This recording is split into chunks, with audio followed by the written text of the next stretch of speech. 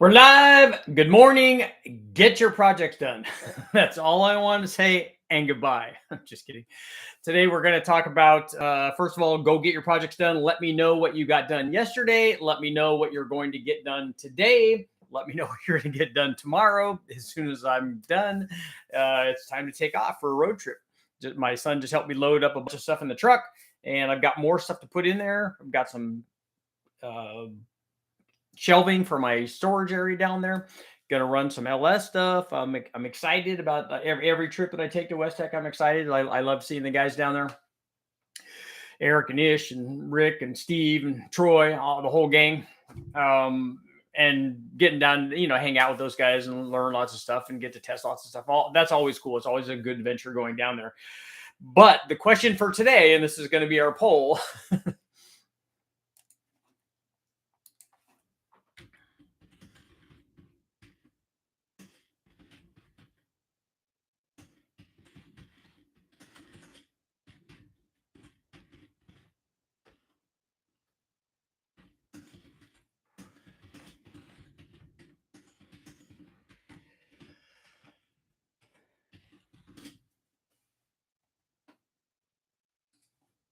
Bunch of R's there. Okay, so the photo that I have up the thumbnail is a blower pulley on a VORTECH supercharger, and they have it capped. So you can see just they have the little security cap on there. And if you take it off and take the pulley off, then you void the warranty because you're going to overspeed the blower or whatever the deal is. They get to decide that. But my question is, for the guys out there that are wanting more performance, the nice thing about a supercharger, just like the nice thing about the turbocharger, is that you can run more boost. So with a blower, what you have to do is change the blower pulley, put a smaller blower pulley on, speed the blower up, and then you make more boost and you make more power. So the question is the trade-off worth it? Would you take a chance on voiding the warranty, which quite honestly, I don't think I've ever broken I have broken one VORTECH supercharger, and it may have even been a Paxton. But it was after they merged, so it was a similar thing, and that was our fault because it sucked a rag in. That's operator error and has nothing to do with the quality of the machining and the design and everything. Obviously, of theirs, it was not designed to chew up the red shop rags and be able to withstand that. And still come back fighting. It just destroyed the impeller, basically, is what happened. So that was all on us. And after running my car for, I don't know, 70 or 80,000 miles or something with a VORTECH on my Mustang, it lasted despite all of the abuse that I did. We drove it everywhere. We ran it in the Silver State, flat out. We went to the Foxtrot. We did all kinds of stuff with it, and it always worked great. So I have nothing but good things to say about all of my experiences with them. And that was way back when I had serial number 001 VORTECH. So it was really early on, as the number indicates. But the question is, and we're going to talk about the character part of this as well, because this is very important to me. Trading having the warranty and being able to run it at its prescribed amount, that's good. I got no problem with that. Would you trade not having the warranty anymore for more boost? Because as we know, we all want more boost. We all want more power. So would you trade that? That's the question in the poll. So you guys can take a look at that. The next step beyond that is there are also those that will go, okay, well, I definitely want more boost. I'm going to do that. But if I do break something, I'm going to try to figure out a way to, put that back on and get the cap back on, and then tell them, well, no, I was just driving around minding my own business, the famous last words, and it just broke all by itself. No, it really didn't. You are responsible for that. And that's the thing. That's really the decision. The decision isn't, do I want more boost, but then don't want to take any responsibility when I didn't spend the money and have it tuned properly, or tune it properly myself, or suck a shop rag in like I did, where it's your fault. That's the thing, because the warranty cap isn't just it's more than just a decision between, do I want more boost and do I not want more boost? It's a metaphor for life. Like we have these things and we have these decisions, but there are consequences for these decisions. And are you the kind of person that takes responsibility for your actions? That's very cool. If you go, look, I'm prying that thing off, I'm taking the pulley off, I'm putting another pulley on, and I'm running more boost, And also, I'm the kind of guy that if I do that, now that's on me. If I decide to jaywalk and run across the street and I get hit by a car, it's not the car's fault. That's your fault for doing it. You should take responsibility for that. It's the same thing here. This is a character building exercise here. We all want more boost. Yes, we'd want to take the pulley off, but are you also willing to take the responsibility for when you do that if something goes wrong? Now, the reality is, like I said, because I've had such good luck with it, we've done this all the time when we run stuff on the dyno. Naturally, we raise the boost up, obviously, and I know people are going to comment. I haven't looked at the comments yet, but well, you just change the crank pulley, and then you don't have to worry about that. Then you get the warranty, and you've oversped the blower, and everything's good, right? Again, similar thing. So that's the thing, is it we want that. We want the more boost. But do we want the responsibility of the more boost? You get this a lot with OEM stuff. You get, and especially on any kind of factory supercharge or turbocharge combination, because what are we going to do? Say with me, we're going to turn up the boost. We want more boost. But then also, because it's a new car, we also want the warranty. Well, you get the warranty if you only run the motor the way that the factory designed the motor to run. It will work and it will last. And then if it doesn't, they'll take care of it. But is it the manufacturer's fault if you have a new Hellcat and you want to run, let's say that it runs 14 pounds of boost and you go over and run 20 and you don't have the fuel system to support that, or you don't have the knowledge to support that and you put too much timing in it and you blow it up, you shouldn't be able to take that back to the dealer and get a warranty for it, because that's on you. If you do that and decide, hey, look, I want this Hellcat and I want it to run 10s or 9s or whatever it is, and I'm going to do this stuff to it. Once you decide to do that, that's on you. That should, obviously any OEM never designed this thing to, hey, look, you know what? It's our thing. We're going to warranty it, but go ahead and run whatever boost you want and whatever timing you want and all of that stuff. And it should just be fine. Right. And we'll go ahead and take care of it. We got you. That's really not the way that the world is. And taking individual responsibility is very important for that, especially when we want to make modifications. If you do that, that should really kind of be on you. But the question really is, are you that guy? Are you the guy, I'm just going to leave it there and run it, and that's great. That works good. Or are you the guy, I'm taking this off and I'm going with more boost. I'm going full speed ahead. And this is the way that I'm going. So it'll be interesting to see. Oh, I haven't even, sorry, I didn't click on the poll yet. So I have to get the poll going. So we'll see how you guys are doing with your projects this morning, because that's what this is all about, getting you inspiration to get your project done. I just got some projects done this morning, got lots of stuff loaded up in the truck so I can head out and have talked to a couple of people. I got the pistons are available or are there now. My buddy Andy has the pistons for the trophy 4-cylinder. We are waiting on the rods, and I think we have the rings also. So as soon as I get the rods here, I can take the rods and pistons over to the machine shop, and they can get that thing hopefully together, and then we'll be able to run it. I think that they already sent out the camshaft to the Oregon guys to get it reground, and that'll be good. So we'll have more power there. And then I kind of want to get another one done from the guys at Comp Cams, maybe. So we'll see how that is. Definitely want to run boost on it and all of the Speedmaster parts that we had, the different intake manifolds and stuff, different factory intake manifolds. That will be super cool. And then I also have the 350 Pontiac, although that's not going down with me on this trip. That will have to wait for another one after I get back and digest all of this dyno information. So it'll be very cool. So let's see what you guys got going on and what kind of projects you guys are working on, what kind of stuff you got done on your projects already. I will scroll back here. Good morning to everybody. Lithuania is in the house. Awesome. I haven't heard anybody from Lithuania in the past, so that's very cool. Still debating a T56 swap in the Grand Marquis. Is that what it is? Is it a Grand Marquis? Probably wouldn't do anything to avoid the warranty on a $50,000 new car, but I put a programmer, exhaust, and valve body in my brand new 2003 Ford Super D at less than 5,000 miles. And especially if it is a diesel, they respond pretty favorably to those programmers. I've never owned anything new enough to have a warranty. The only warranty, and here's how I am about warranties, is I don't even get the warranty from the wrecking yard. I figured, it's probably good because I don't want to spend that extra $30 or whatever it is. Depends on what motor we're talking about. Push rod 302, who cares? You can find the menu where we're talking double overhead cam. Then yes, due to the Coyote and Terminator motors can handle it. Really enjoy the information that we share. Love the technical aspects. 302s are all good, up to 500 horsepower. Always take responsibility. I agree with that.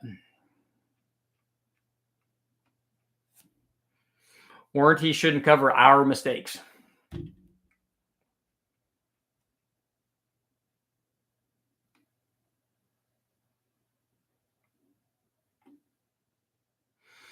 It's an interesting time in the car world. Shops like Fat House Performance have 3-month plus waiting lists to avoid the warranties of brand new cars.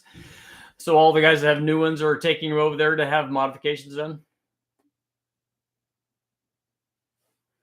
If you buy something new enough with a warranty, you definitely overpaid, so you definitely bought it for the warranty. 2 cars I own were $4,000. Those are the good kind. I use a 275 pulley on my Paxton with no issues. Changed back to a 348 because it's now a twin supercharge. Cool.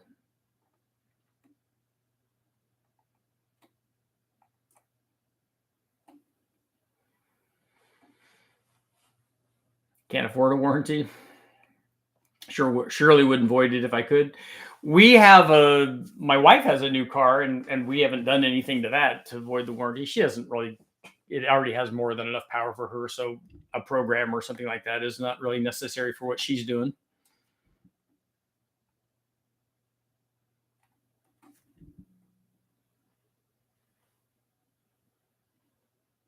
I'd put a turbo in my wife's Kia Spectra, but she said it would void our marriage. That's a warranty you want to keep.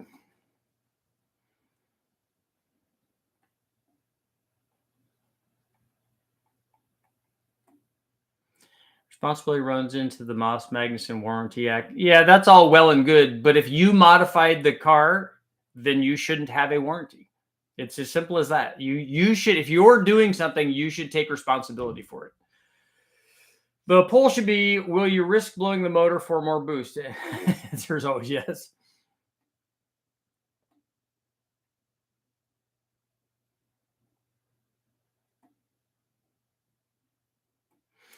Awesome question. It goes deep. If you make the decision to void the warranty and have the character to own up to the decision, I'll take my car to you as a tech every time. Eric's out. As for projects ongoing, are you familiar with YouTube channel Alex, who pretty far along on a real electric supercharger, 53 horsepower electric motor, driving a VORTECH, 6 PSI, and no parasitic drag? That would be good. The no parasitic drag would be good.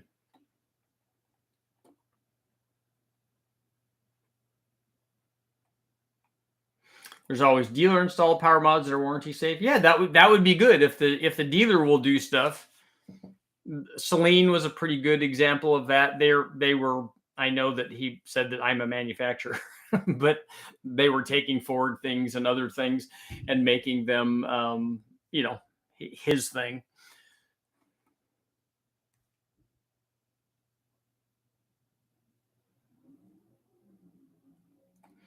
Scott's in now. So how is our poll doing right now? So would you trade voiding the warranty for the benefit of more boost? 68% are saying yes. 32% saying no.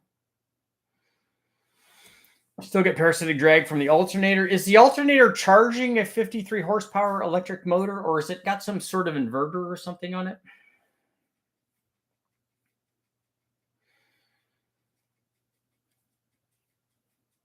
A 53 horsepower electric motor. I wonder how much power from the VORTECH that could support, where 53 horsepower worth of parasitic drag is going to be, because a lot of these blowers take a lot more power than that.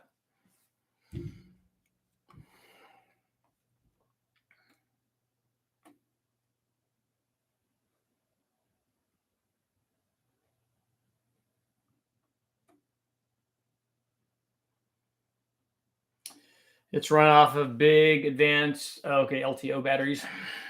Yeah, I mean, I didn't think you could run that off of a 12 volt and convert it. That'd be a lot.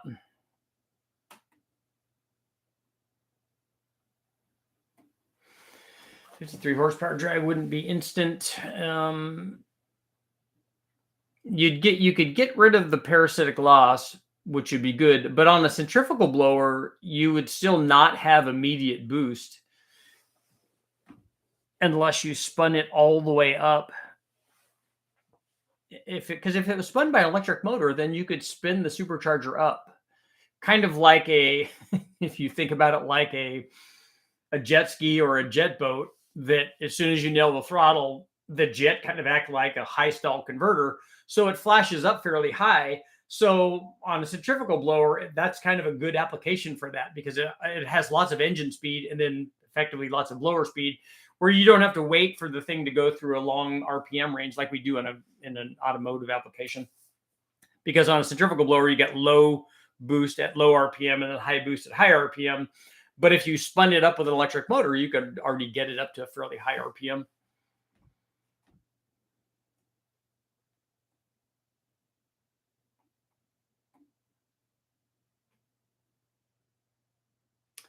Lithium titanate, is that how to pronounce it?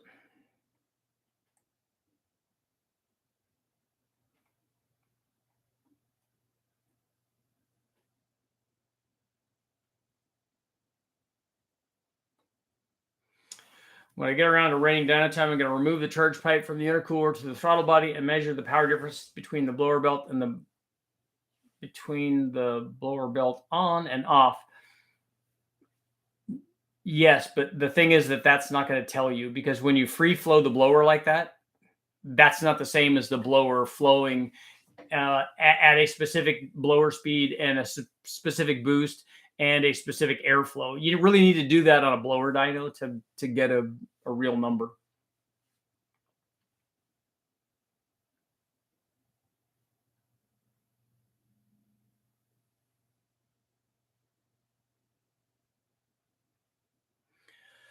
Admiral, do you want a manual trans in there, or are you going to be drag racing it, or what are you doing?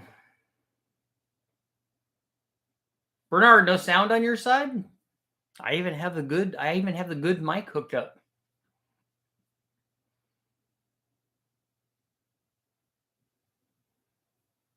Centrifugal blower should have a reverse snowmobile clutch that slows it down with RPM. So it should just be up all the way all the time. Yeah, the sound quality should be better with it definitely is when I select this mic, because I've gone back and listened to some of the live feeds, and it was the mic that was up at the camera. It's just me learning to use my technology.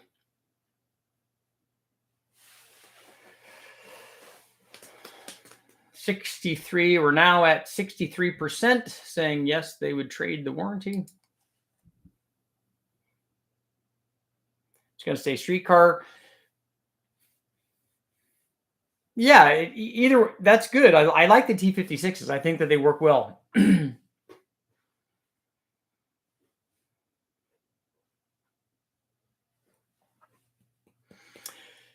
Yeah, if you're going to do the test on the supercharger, what they do on a supercharger dyno is, and the way that you'd have to do this if you ran it on an engine dyno, is you have to restrict the blower down with a valve, so you have the right combination of, this is how much flow the blower was flowing with this engine at this blower speed, and with this pulley combination, with the blower speed basically.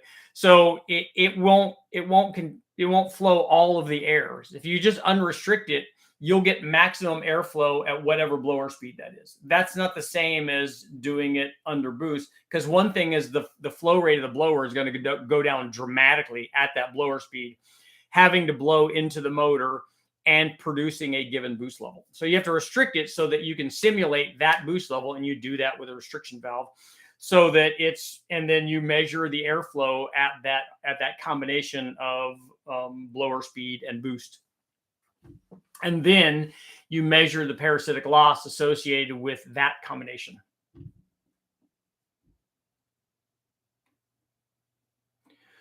Who makes a 2V modular motor head that flows over 300 CFM? I mean, TrickFlow is the only other person that makes an aftermarket head. You're not going to get 300 CFM from a ported stock head, but the CNC TrickFlow head might be over that. It would be the only one that I know of.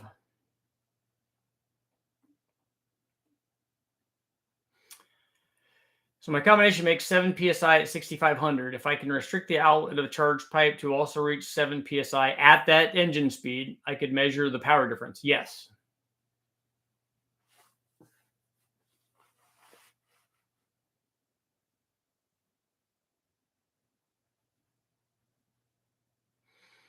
You have to make sure that, like I said, this is easier to do on an actual blower dyno because you're going to have to make sure that your NA combination is optimized.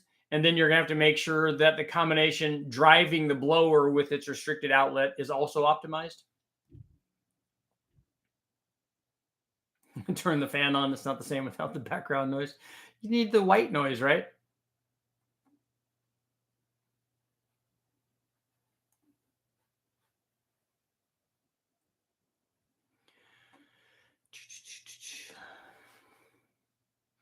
Does overspinning the supercharger with a smaller pulley damage the bearings first or the compressor wheel? It can be both. It depends on exactly which one you're talking about. And really, the pulley size that I showed in the photo isn't anywhere near overspeeding that blower. I don't know what application that blower and that pulley combination was designed to work on. I think it's actually for some kind of kit that it came on. And so that was their warranty thing. The blower is nowhere near being run at its maximum speed or a danger zone for either the impeller or the bearing.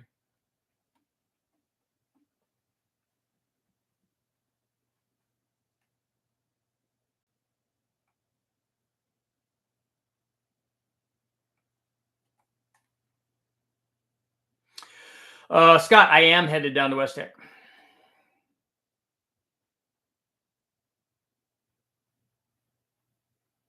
You take the 2L head off, throw it in the trash, and then replace the bottom with a... So you just want to do a coyote swap, basically?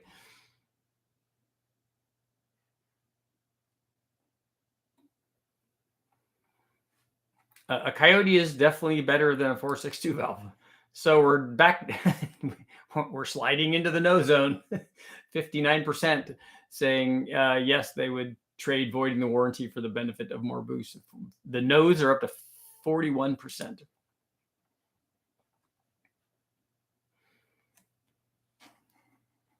And I think ported 4-valve stuff can pretty handily go over 300 CFM. And the coyote stuff is more like 350 probably. Ported coyote stuff, I mean. The coyotes make good power too. They're good motors.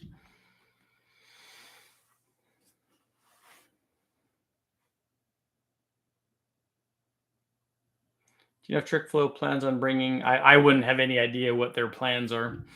But the question is, do you know if TrickFlow plans on bringing 21 degree 195 cc LT1 heads back? Their site only lists 185 cc's with 21 degree valves.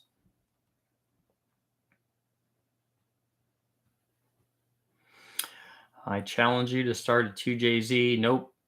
Barra. I have a Barra there, 2 of them actually, or an N54 BMW. The challenging part is not the way to not the way to come at me. That doesn't work.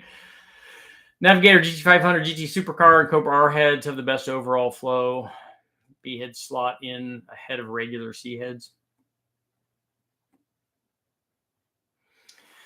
I did make a comment about the 2JZ blocks. I just told people that they're making one, which is cool because the 2JZ stuff is, kind of, you can get 1J stuff from the wrecking yard, in the Lexus and stuff like that. You can find those 2J GTE stuff from the Supra is hard to find.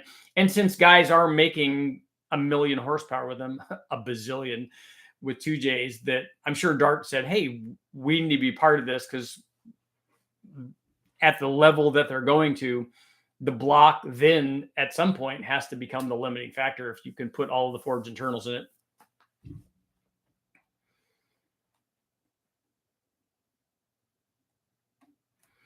Logan, that's why I become so fond of the Gen 3 Hemis, because an Eagle head flows 330 CFM stock. They are really impressive.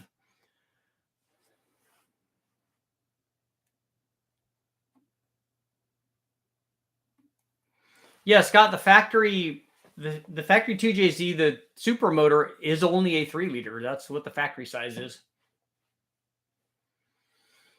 Which is why when guys want to do a comparison between a 2J and an LS, a stock bottom end 2J will never make the power that a stock bottom end LS does. It just can't.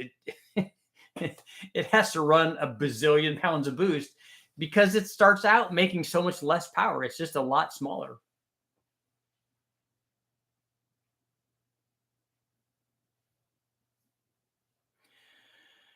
Have your engine masters compared a small block Chevy 21 degree versus a 23 degree? Curious to see if there are any gains. It should help piston to valve clearance, if nothing else. But I don't know about the valve angle change. I haven't looked to see what those LT1 heads flow.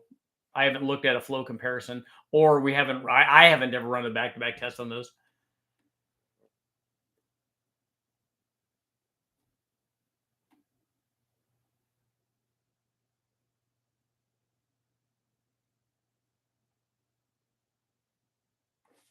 Yeah, that's right, Scott. If you run twin turbos on them, you could get 2 bazillion horsepower with the dart block.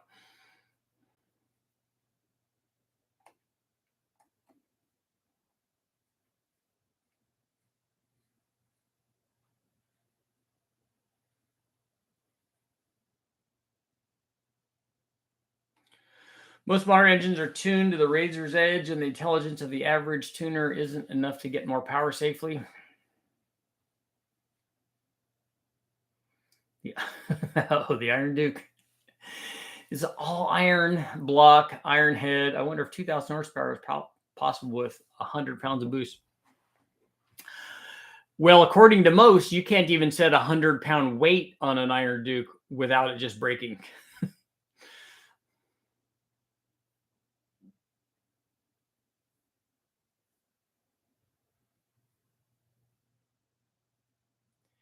Jerry, so your 4.2 liter V6, 7.5 pounds of boost on a 200,000 mile short block, stock cam, cleaned up intake and heads, nothing fancy, made 323 horsepower and 338 foot-pounds. Too bad you don't have a little bit more cam timing in that thing, but that's good. It should be fun to drive. No interviews today.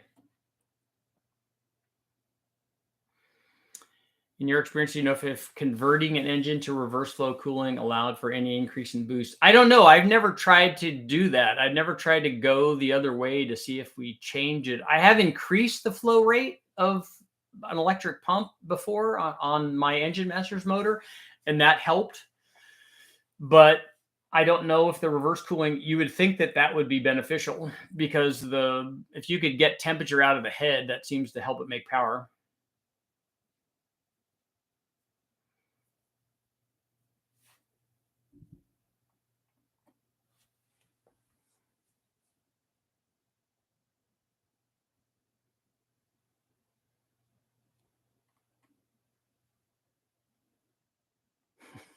Iron Dukes have been hauling the mail for literally 30 years. Yep, they are mail truck motors.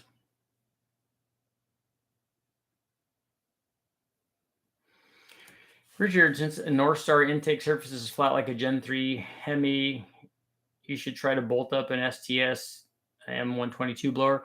Didn't they we already had a Cadillac blower on those Cadillac motors, right? Wasn't that Cadillac motor that they had that blower on already? Wasn't that already a North Star?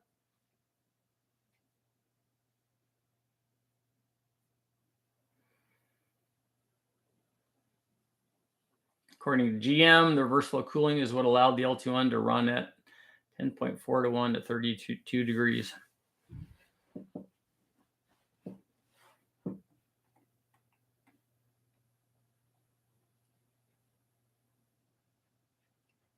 Dan, those mail trucks can jump a Coke can. The Coke can has to already be flat, and you have to jack up the mail truck, but it will do it. If I was closer, I'd drop off an Iron Duke. We can get Iron Dukes from the wrecking yard. It won't need a GT45 to send it to the moon. We will do that with something much, much smaller. I don't know if it would ever spool up a GT45. Oh, a North Star blower on a 5.7 Hemi. Okay, I thought you were talking about putting a North Star motor on a North Star. I'm like, isn't that already doing that?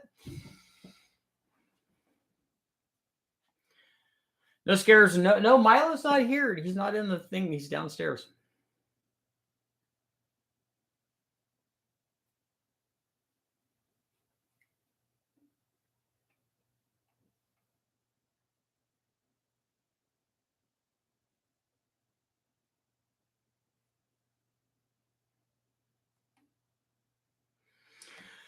I don't think a Coyote has factory forged pistons. I think that they're cast, probably, but I'm not certain.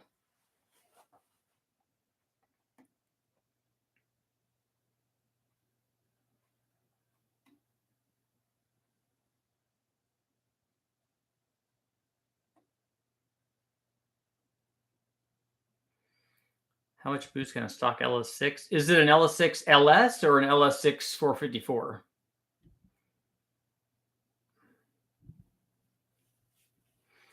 And how much boost it can take is going to depend on lots of things, like what kind of fuel are you running, what's your air temperature, what's your engine temperature, is the tune right? Lots of things.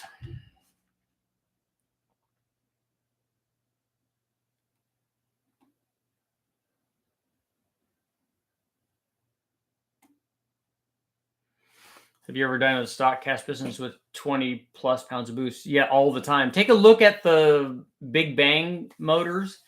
And we made 1,543 horsepower with stock cast pistons in an LS. All we did is put ring gap in it. In fact, the whole bottom end was stock. So it was a stock block, stock crank, stock rod, stock pistons. That one was a Gen 4. The Gen 3 stuff, we ran 1,480 horsepower before it broke. But lots of runs way over 1,000 horsepower. And those were at the 1,500 horsepower Gen 4 motor, which is still alive. That was 29 pounds. And it made lots and lots and lots of like 60 or 70 pulls over 1,000 horsepower at over 20 pounds. So yeah, that's pretty normal for guys that are racing LS motors.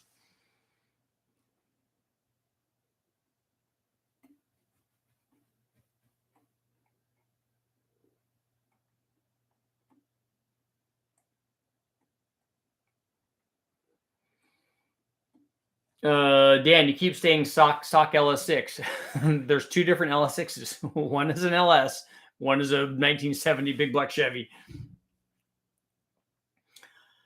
You said ring gap is what breaks pistons mostly. Yeah, the ring gap will break it. If you don't have enough ring gap and the rings butt together and seize in the bore, it'll snap the ringland. And that happens very early on. All you have to do is put enough heat into the rings and take that gap away, and then the rings will pinch together and then the ringland will snap. And that happens way before you get to the strength limit of a piston. When we put ring gap in them, then you could and have the tune right and the air temperature and all that stuff, and don't have the thing detonate. Then you can start pushing things and get to the limit of, okay, now what's the strength limit of a connecting factory like powdered metal connecting rod or a cast piston? Because those are the things that are going to break first. The block, not so much, and then the crank, even a cast crank, not so much. One of those two things, the other two things will break.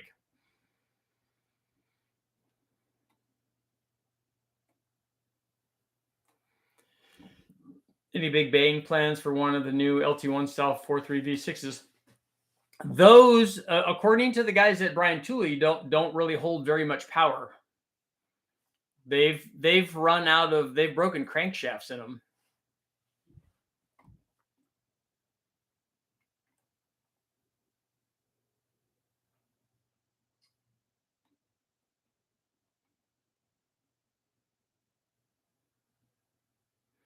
Can I get by with a diamond hand file for stock LS ring gaps? Yeah, you can. I did a flat file in a you do a flat file in a vise, and then that way we do a fine one. I've also done a whizzy wheel. You just got to be really good at it. And then that way you can push both sides of the ring together and do both sides. Some guys only like to do one. It's a junkyard mode. Honestly, I don't care. One thing you do want to make sure you do when you do ring gap and you file them, when you're done getting the ring gap that you want, always dress the edges, which is why I like to do one side, just so that I don't have to dress the edges of both sides. But if you just do one side, that makes it easier. But make sure to dress the edges of the thing that you just gapped, of material that took away, because when you're filing it, you'll get a raised edge. And then so you want to take that off and taper it down, because otherwise when you put the ring in, that raised edge will grab onto the top or the bottom or the inside of the piston, and it won't want to rotate. So file that, make sure you dress the edge of your gapped rings. That's very important. Have you ever tried gas ported pistons? Yeah, I have. I haven't done a back-to-back test on them, but we know that they work. You see a lot of that in high horsepower NA builds because they're using really low tension rings. When are you going to test the 4.6 again? I don't have any 4.6s at WestTech anymore. We don't care who's 4.6. I do have a 4.6, or Mark Sanchez has one that he would let me run. We do have the North Star.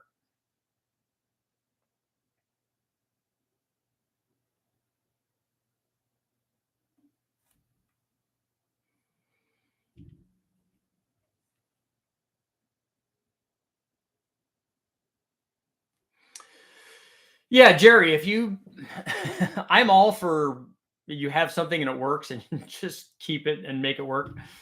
Keep running it.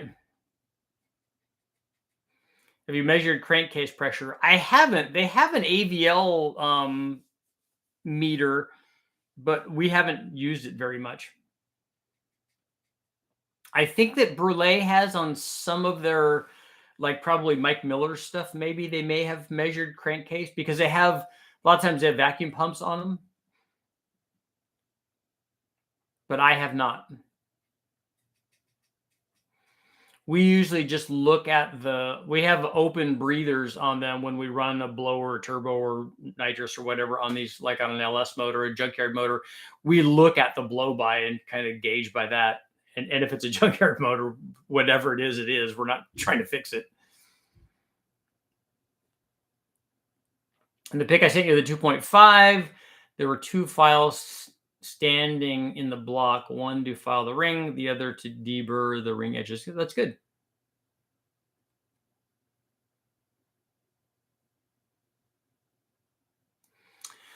It's a longevity test. How long will a 200,000 mile boosted application run as a daily? A really, really long time. Richard, will there be video content from your visit to WestTech? Yeah, there'll be endless videos. You'll get tired of seeing me down there. Mike Miller is here in California.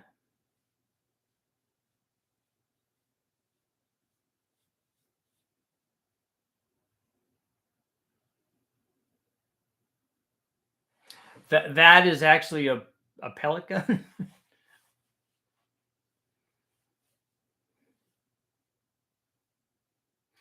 Let's see, Nick's Garage, deburr sharp edges in the combustion chamber. It's a good idea because it can help eliminate potential hotspots that could be, the source for starting detonation. So it is a good idea, whether it's necessary or not. None of the factory motors ever do that. So they they run without doing that. But if you're putting a motor together and you have the head off, it's a good idea. We went on the Engine Masters motor. We definitely did that. And I also went to the trouble, and this is probably overkill, but we took away all the sharp edges where the valve reliefs are. And then we just went, when I say we, I meant me, just went whole hog and sanded the whole thing, and then polished it to where it was mirror finish.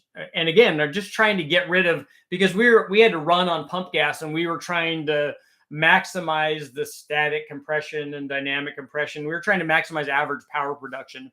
And so you have to go basically all the way to the edge and beyond the edge a little bit of detonation. And so we were trying to make sure that we could get as much as we could out of that kind of combination.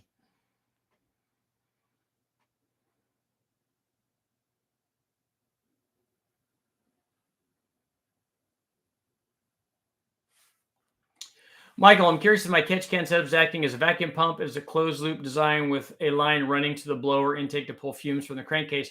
I would actually recommend against that, because if you're getting blow by, you're going to be drawing in oil fumes, which the detonation threshold is much lower on oil vapor than it is on your air fuel mixture. So I would recommend just venting that and not drawing it in.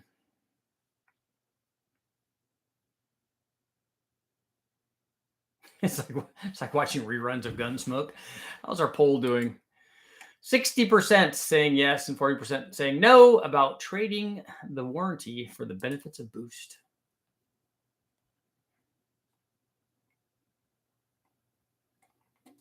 No, don't worry, Scott. I knew what you were talking about on the WE thing. And even if it was directed at me, that's all good.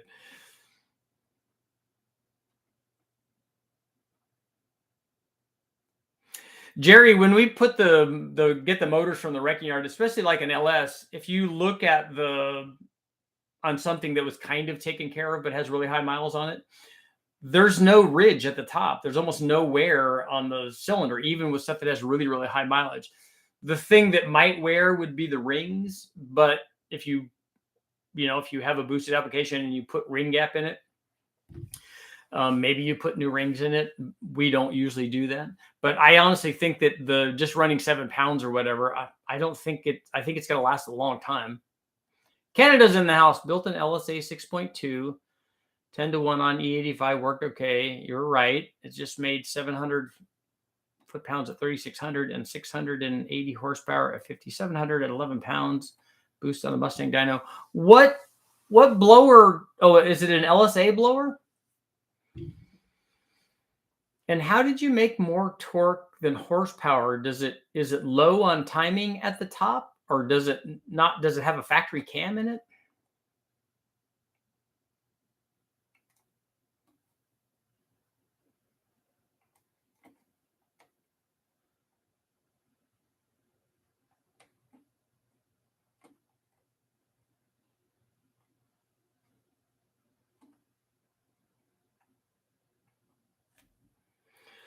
So when you soften the chamber on the head, you have to worry about reducing compression ratio. The way that you change the chamber shape, you're going to change the compression ratio a little bit.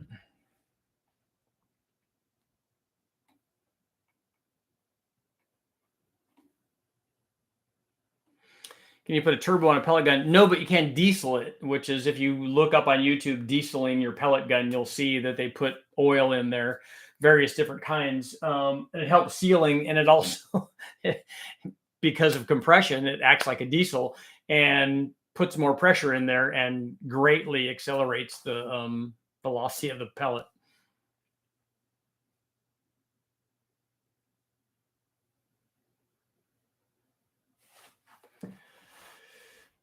Let's see. So let's see. Admiral's throwing me under the bus here. That's super nice.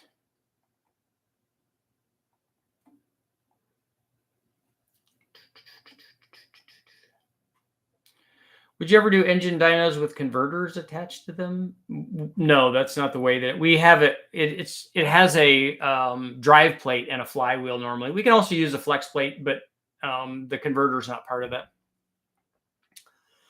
Have you ever had any head gasket sealing problems with a high horsepower modular motor? Most of my stuff's been 1,000 horsepower or so, so I don't know how much higher you're talking about. But there hasn't been any head gasket sealings for that. Mahovitz does really high horsepower stuff, but he does. I just use MLS gaskets and head studs, and there hasn't been any for the LS stuff at 1,500 like that. Lower compression reduces knock detonation. Yeah, that can help. It is set up to pull from the valve cover and crankcase to the baffled can. Third line runs to the PCV port on the intake with a check valve to make sure it's closed under boost. Fourth line. So it's not on the inlet going into the blower. It's on the discharge side of the blower.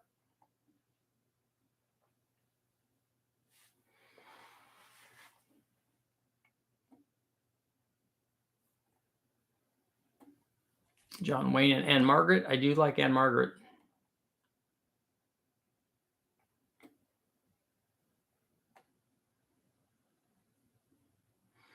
Is it feasible to convert a high compression muscle car to run an EV5? Yeah, it works very well. Is there a reason you shouldn't run wastegate exhaust into a downpipe? No, it's done all the time. It's a lot quieter like that.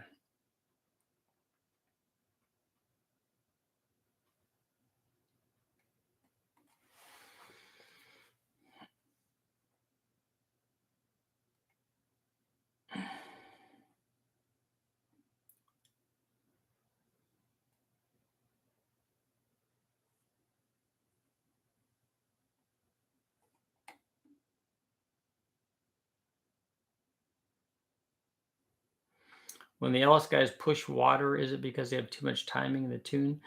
I don't know what specific examples you're talking about.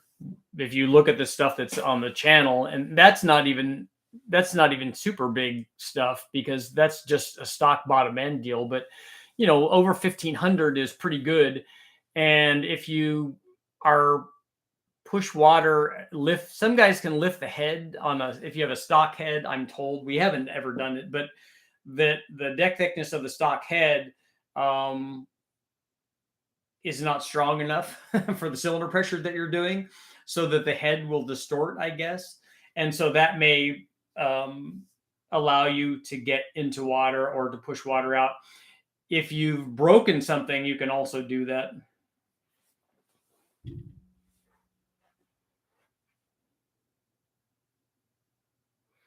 Totally off topic, but I was told last night that the LS engine was originally designed and shopped to Ford and they turned it down. I've never heard anything like that.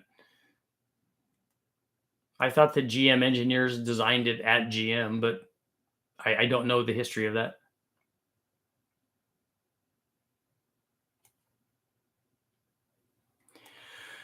Softening the chamber, Tom, is not just rounding off the sharp edges. There's a specific shape that you make to the quench area, particularly to soften the chamber. You can get rid of the sharp edges, and that will help eliminate or potentially eliminate detonation. It's hot spots.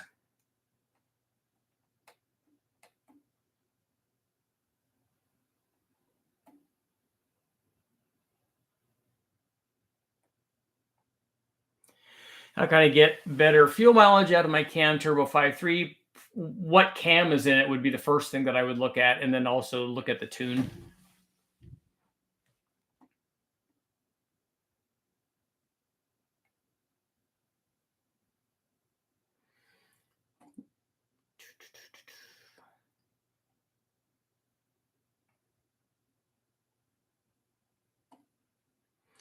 Richard, what springs did you use on the BTR Truck Norris cam? I don't remember what springs are on there on the L83. It's probably a BTR dual spring, or it might be a 26918. I'd have to go back and look and see.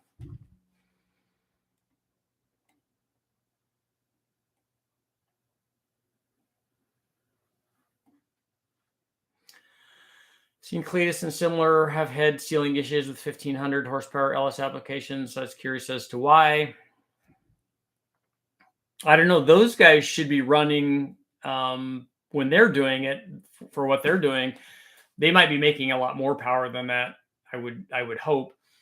And they're probably doing it with aftermarket head and aftermarket block. And if they are, then head gasket sealing shouldn't be an issue. LSA 1.9 blower. Okay. Does it have a falling boost curve on the LSA? Is that why? I'm just curious why, or is it an automatic? Is that why the torque number is higher than the horsepower number? Do I need both the wastegate and a blow off valve on a turbo small block? The wastegate definitely you have to have. That's mandatory. The blow off valve is a point of contention. I like having them.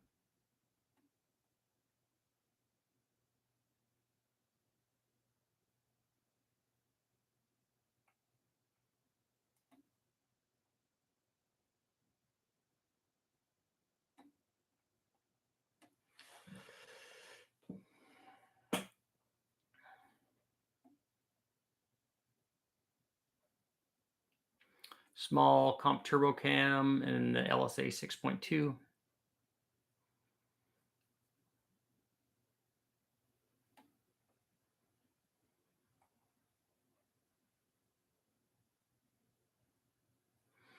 Jonathan, it's a TSP stage 3 cam, so stage 1 would get better mileage. Yeah, that stage 3 cam is not at all necessary for what you're doing for any kind of turbo combination. A stage 1, a much milder cam is going to drive better and give you better fuel mileage. And then also look at the tune, see where you are under cruise.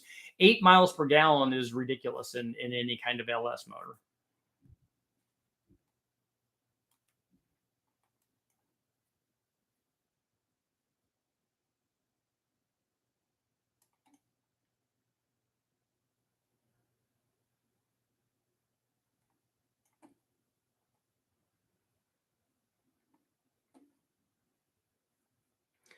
Without a whiskey, you're trying to get all the boost all the time. Yeah, you don't. That's not what you want for something that you're driving around.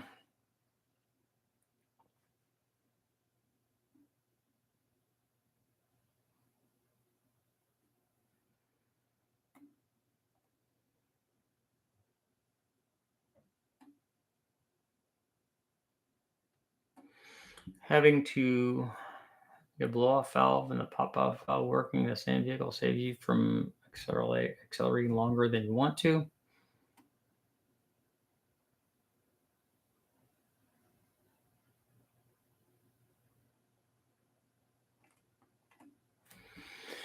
So guys are still going down the the LSs of Ford, and look at this head bolt on there. So I actually had a guy like try to argue with me when I wasn't even arguing about that. He's like, "Oh, you're just this kind of guy." I'm like, "No, I'm not that guy. I'm not the guy that you want me to be, so that you can create an artificial situation and want to argue about it." He thought that I was like a deep state OEM guy or something. I'm like, I know nothing about, I don't have any access to any engineers, to anybody, any of the history.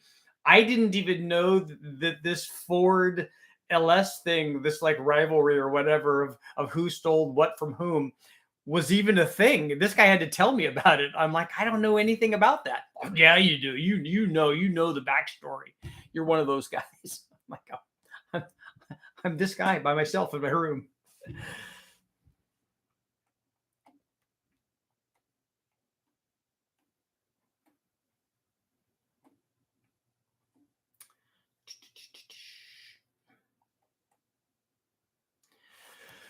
Blow-off valve or a bypass valve, the choosing between those would be usually dictated by where you need to route that air back into. If it's a mass air deal and you've got to route the air back in between the mass air and the inlet system, then you have to have a bypass valve. Bypass valves are usually used more often on the positive displacement blowers to reroute it so that it'll not have like 300 or 350 degree charge air just underneath their cooking. And so they recirculate it and so they get some cooling. And so that's really beneficial. So there are different applications for those two things.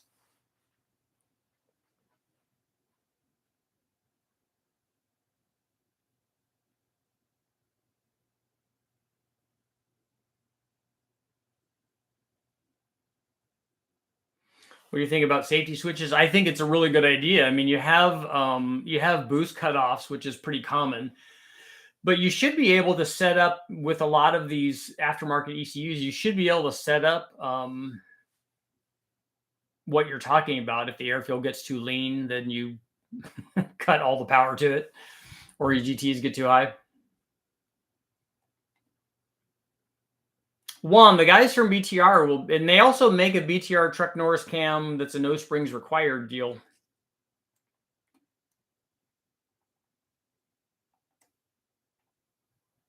Canada's in the house. The Dyna guy couldn't believe the torque of 3600. It's in the Nissan 350 drift car. He stays in fourth gear, makes a ton of smoke anytime right to the. So is the motor smoking or is the tire spinning? Yes, I'm with the wizard behind the curtain.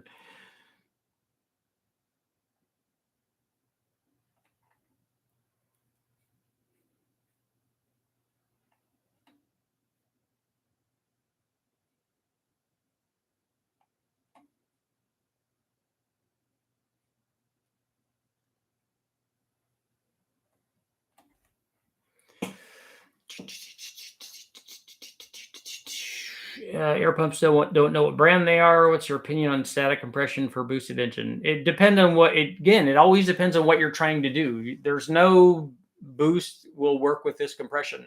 If you're drag racing, you need to have the most of both of those things because that's going to make the most power, obviously within reason, and depending on your octane that you have. I don't know where that everybody wants a trade-off number. Well, should I run 8-to-1 and then that can allow me to run more boost? Should I run 10-to-1 and run less boost? I can tell you that if you run 10-to-1 instead of 8-to-1, when you're driving down the road and you have no boost, you're going to get better fuel mileage with higher static compression. So is that part more important to you than whatever your trade-off is between power and usually it's available octane. So people want to know, well, what is the ideal combination of boost and octane and timing that I can achieve? I don't know what that is because it's also probably going to be very specific application dependent. Like your combination, that combination of those three things may be different than a stock one or an LSA or a modular Ford or whatever it is. But everybody wants to know that.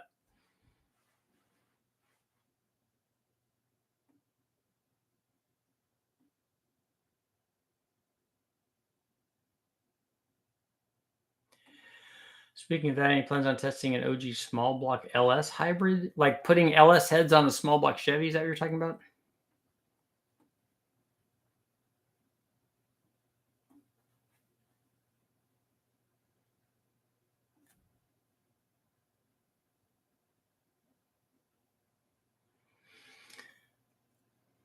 Have I ever built a moped motor? I haven't. I do have a Trail 90 though.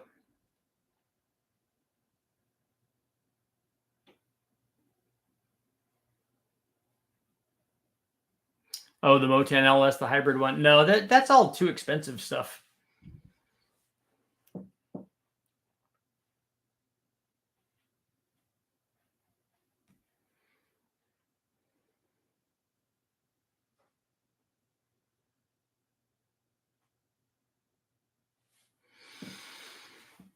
Go out to Bonneville, you could see the curvature of the earth or the flatness of the earth.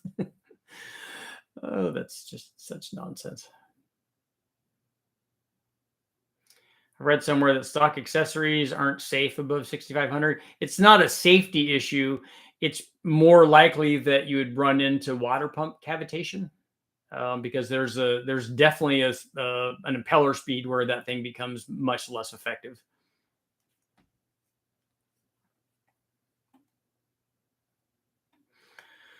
Someone wants to build a moped motor, but convert to nitromethane. Apparently they sell mini superchargers for them too, and boost tubes. I'd like to see what the mini supercharger is. Is the moped a two-stroke that he's doing?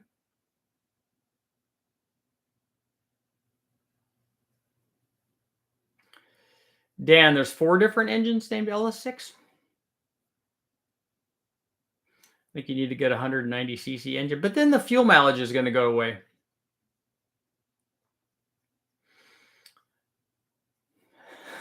Oh, people are using their thesaurus. What's your opinion on BP's 400 for engine swap? I have videos up on the 400 where we ran it for Chad's deal, and it made good power. And he's driven it around for these drag weeks or those kinds of things, when his wife Daphne would rest her soul, it was alive and doing a bunch of nitrous hits on that thing, and it's run really good.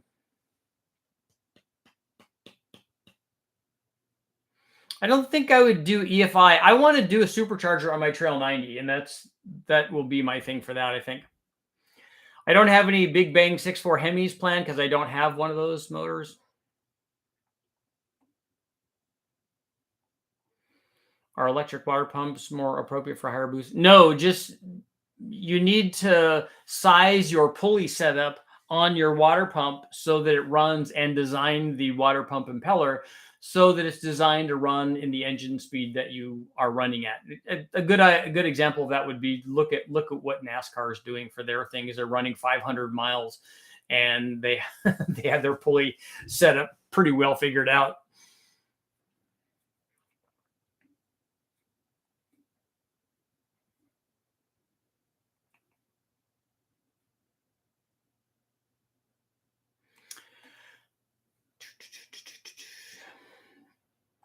My 6 liters all right with 6,700 RPM. Yes.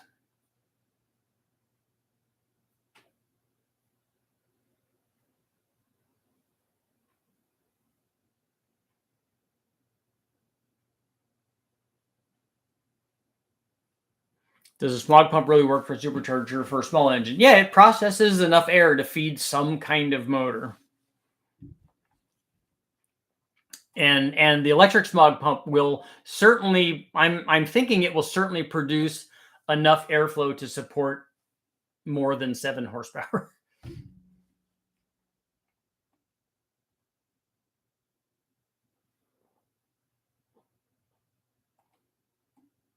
Mounting an oil cooler in the trunk and having the lines run all the way to the cooler and back, you're gonna lose you're gonna lose some pressure doing that.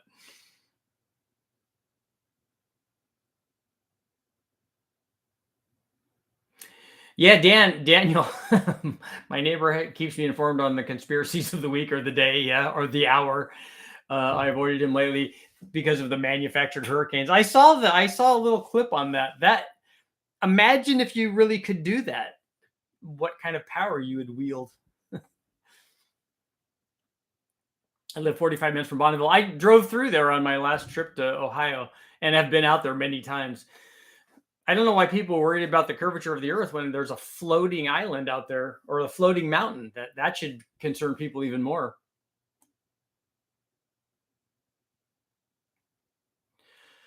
My favorite oil is whatever's on sale.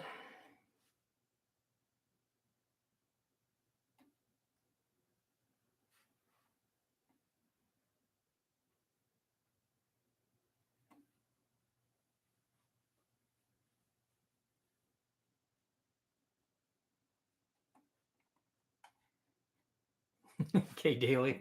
Lizard people are coming. You have the documents. So you and Mike Lindell both have the documents to prove it. GM did make a typhoon and a cyclone. See, that's all the deep state OEM stuff that I was talking about, right? 425 bore, 4250 stroke, 9.5 deck SVO block. That's pretty cool. Want to live through many refreshes? Yeah, so keep the standard bore. 1,200 rear horsepower, but you want it as a daily driver? It's an amazing time we live in, right?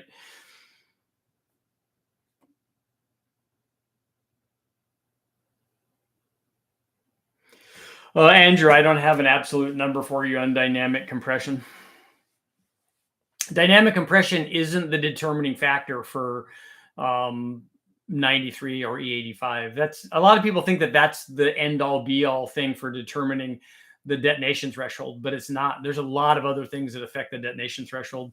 Dynamic compression is just one thing to look at. Lizard people versus zombie people. Well, that's who we would get, right? If there was a zombie apocalypse, you'd get the lizard people to fight them, or the aliens. What is the famous thing? The robot aliens.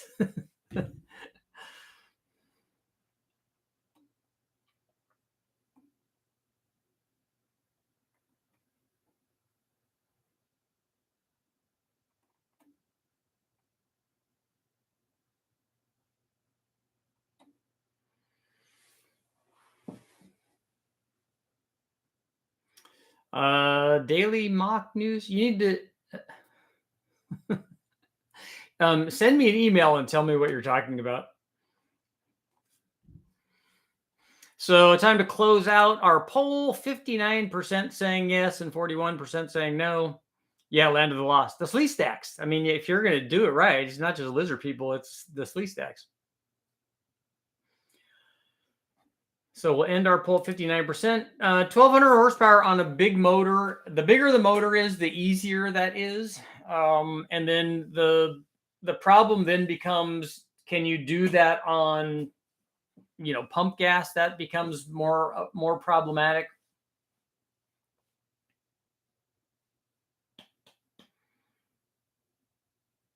I'm trying to think of a junkyard V8. Well, the Nissan and the Toyota V8s I haven't, and I would like to.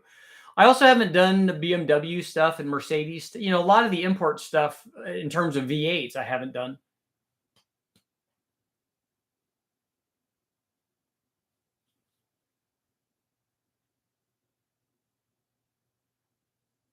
An AMR 300. I think that's too big for the 7 horsepower motor that we're trying to put it on.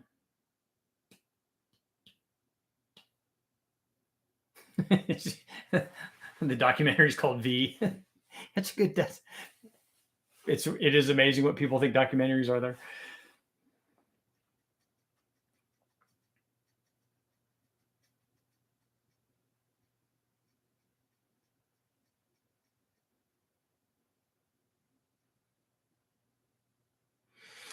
So 800 pump gas is realistic without much of an issue. Was yours the 4125 bore thing?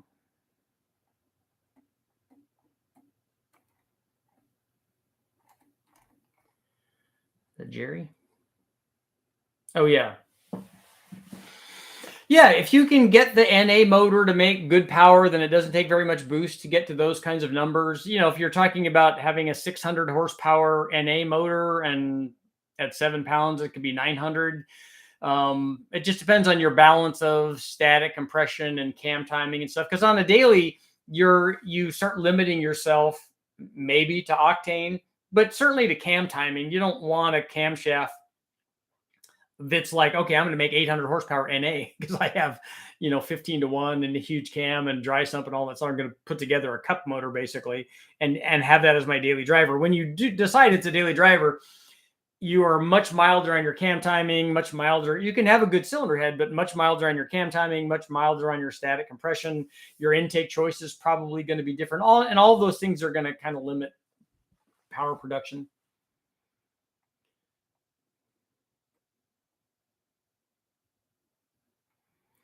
50 horsepower trail 90 is probably more than I need.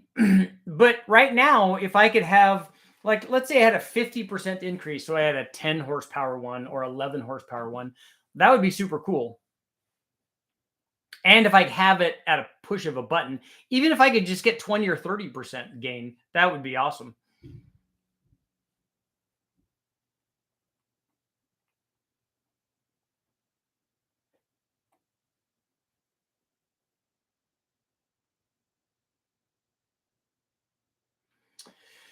Goes to 11. I don't know if I'd need to look at the port configuration and see if you can flip that LV3 manifold around. Just take a look at it and see.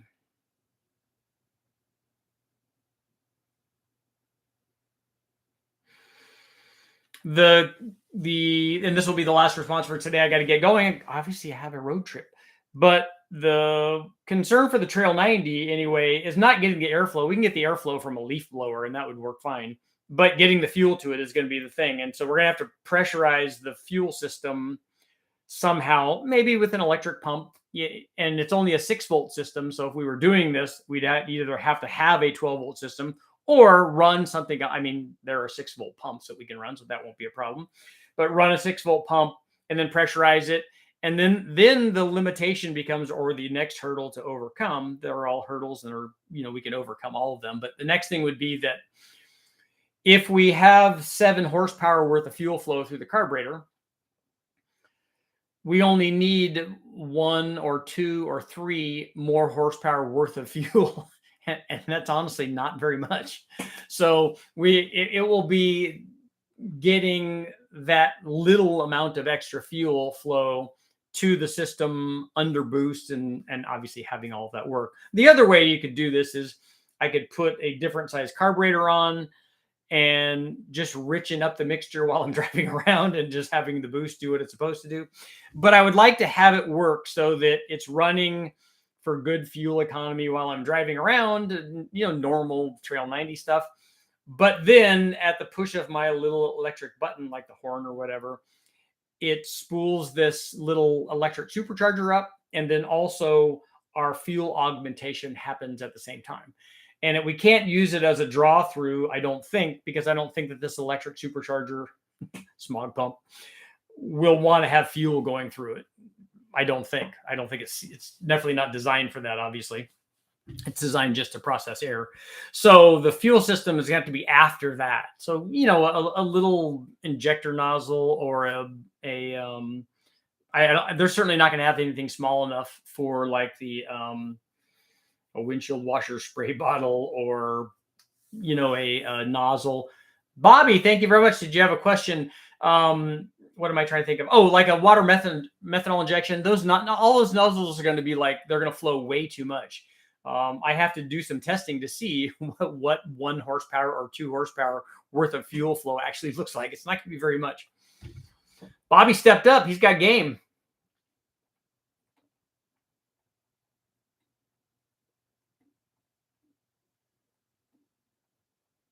Yep, I'll wave to Kern County. Sometimes I drive through your area, Dan. Sometimes I don't go through Rio Vista and then go up the freeway. Sometimes I go through, 580 and 680 and then head out that way. Sometimes.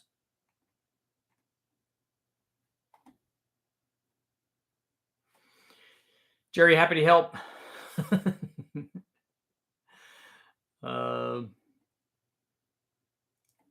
YouTube won't let you super chat. Well, you just did, right? Isn't that what that is? Thanks. I appreciated it. It will be dyno money, gas money also.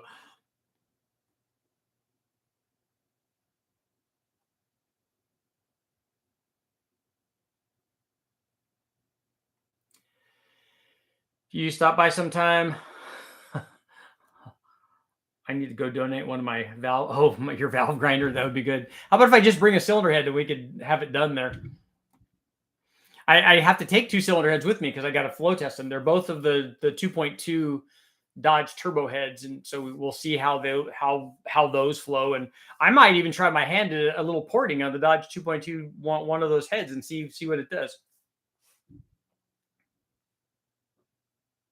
You sent the daily mock. Okay, you sent the news. I'll take a look at it. Can't bear to watch you use a drill to grind valves.